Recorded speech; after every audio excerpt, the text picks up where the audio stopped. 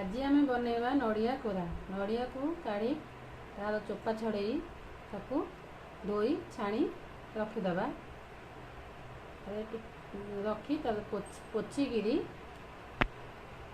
पोछिकी ताकू ग्राइंडिंग नड़िया को grinding करदेली। Grinding करी रखीदेली।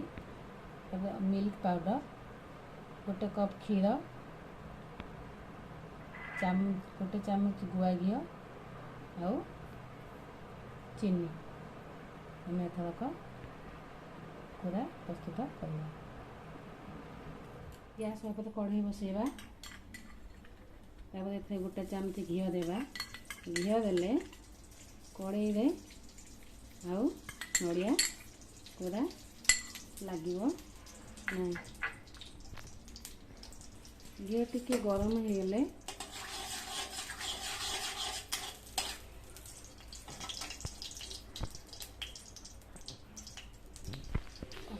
आम एक नड़िया को पकेबा। नड़िया पकई ताको भाजीबा। टिके भाजी होला परे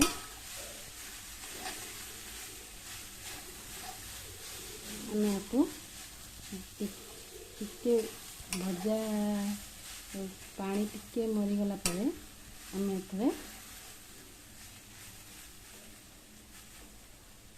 क्षीर पकाइबा।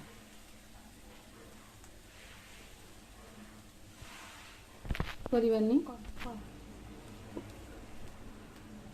गैस को हाई करवानी। सब बेले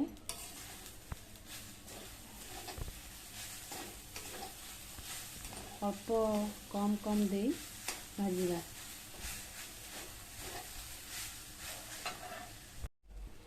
नड़िया टिके भाजी गला परे आम एथे क्षीर ऐड करवा। क्षीर ऐड करी ताको गोले भाजीबा।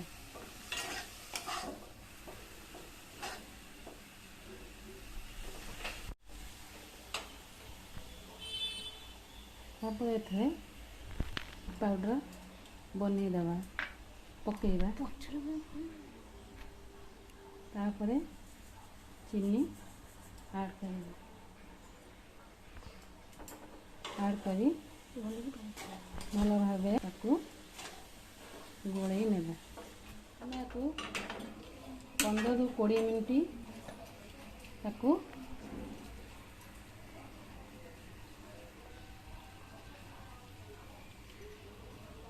मिडिल से 15 ରୁ 20 मिनट याकू भाजी नेबा।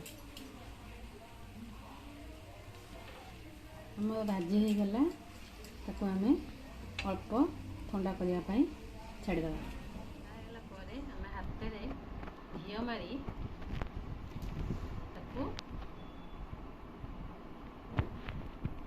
अल्प टिके उषुम थी लड्डू बनइबे। नने पागटा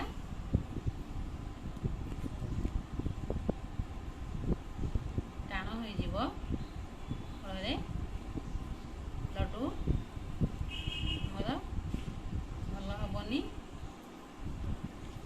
और भांगी जीव।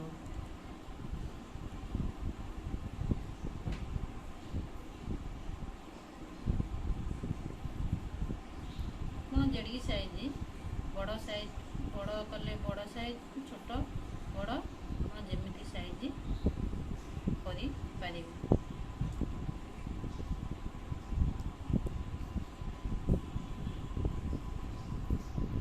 पूजा पर्व बनाई ठाकुर को भोग देवा। 10 ରୁ 12 दिन पर्यंत रखी खाइले पूरा रखी खाई परिवा। प्रस्तुत हो गला नड़िया लड्डू।